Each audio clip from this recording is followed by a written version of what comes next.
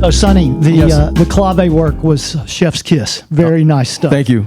What would you recommend in terms of a way to develop that independence? It's one thing to be playing straight eights with your foot, your hi-hat foot. But Yeah. how do you get that moving and shaking? Yeah, I fell in love with it, first of all. I mean, all I can suggest is just start playing that pattern in your left foot, period. Just do it slow, do it very methodically.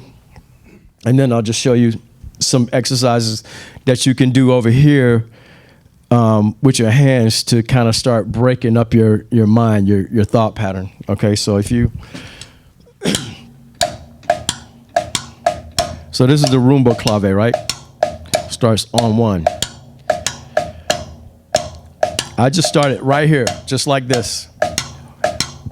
I'd be on the plane, watching TV. You know, whenever I'm just chilling, you just want to get that. You want to get that pattern going in your soul. You want to be able to just put that puppy on automatic pilot and not think about it. Okay, that's the very first step. Is to, you know, just making sure that you have that pretty solid. Okay, and like I said, that's the Rumba clave. That's not the song clave. Okay, it starts on one. So to me, it was easier to start there. So the next step for me, I took the hands and just started kind of like, I learned this from Horacio actually. So what you're gonna do is just take, because the clave, you know, you can feel it in duple meter and triple meter, right? So start by just, you know, whatever your strong hand is, which for me is my right hand, okay? So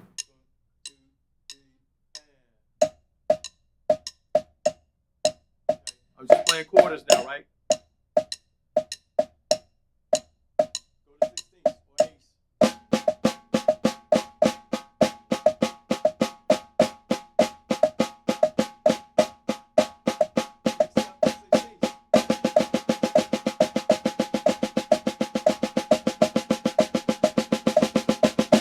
Okay, now right there is where it starts to, once you hit that level, that metric level of sixteenths, then you can start experimenting, and you need to do that on both hands.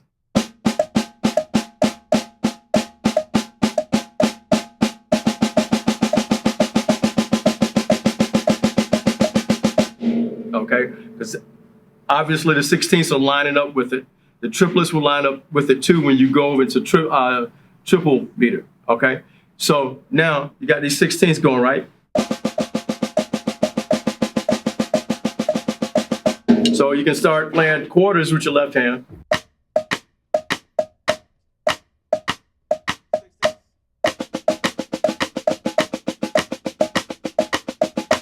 Now, I'm just kind of moving along to show you the stages, okay? But once you get to a new stage, stay there, practice it. Don't be so eager to go to the next one, and do it slow. Because it's just like any other drumming skill, it's motor skills. It's muscle memory, okay? So once you get that going, now you want to introduce the triplet, okay? So now you want to try keeping the quarters going with the left hand.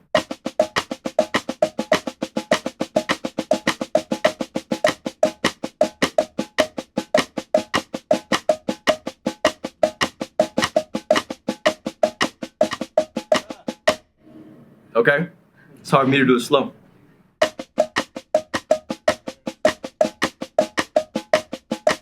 It all lines up, okay? So that's the zone, that's the area where now you want to start playing. If you heard what I was doing, you can hear I was flowing from the triplet side of it, crossing it up, kind of hanging in the middle of it, going over to the 16ths. And that's where you get that freedom. So you have to be able to,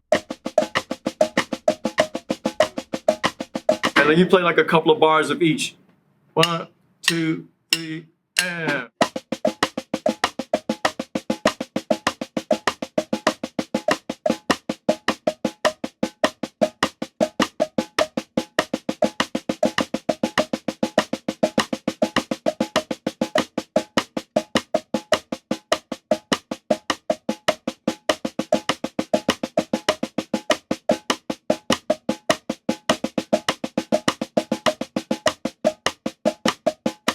See what I'm doing there? So now now the fun begins, okay? Now you gotta add the right foot, okay? So that's why I say to you guys, make sure that you just, take as long, literally I did this for months, just, really, really basic, I wanted to learn how to do it. So that's how you do it. And it finally started to come together, okay? But once you get this locked in, you'll be surprised how easily you start to free up over here. Because after a while, that's on automatic pilot. I don't have to think about it anymore,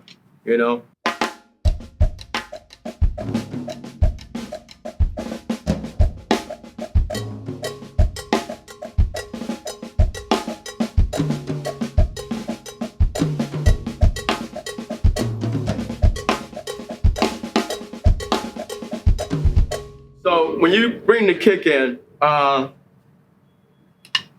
I did this too, so. You want to play quarters with your right hand, right? So to begin, play the kick drum with the clave.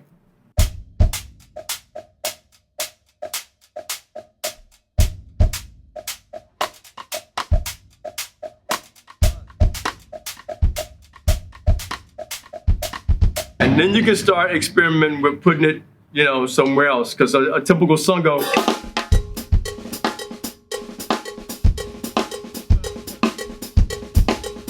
Playing the tumbao, okay?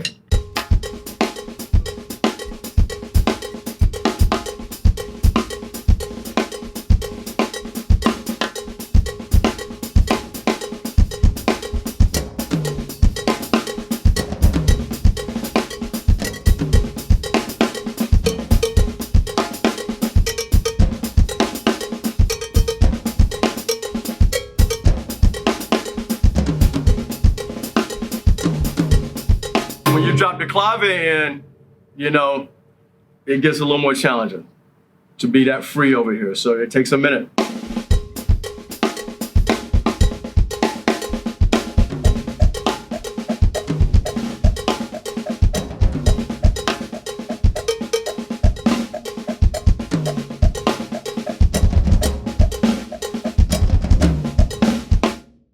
So it's just stages, man.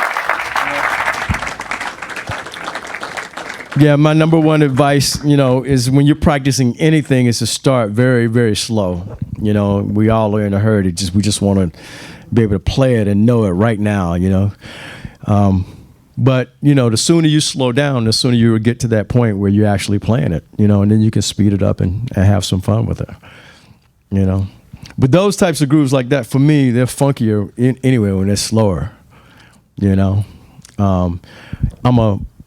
I may play to a track, and these tracks that I'm playing are just kind of like half finished. They're not even songs. They're just ideas that I practice over at home, okay? I like to do that too for time.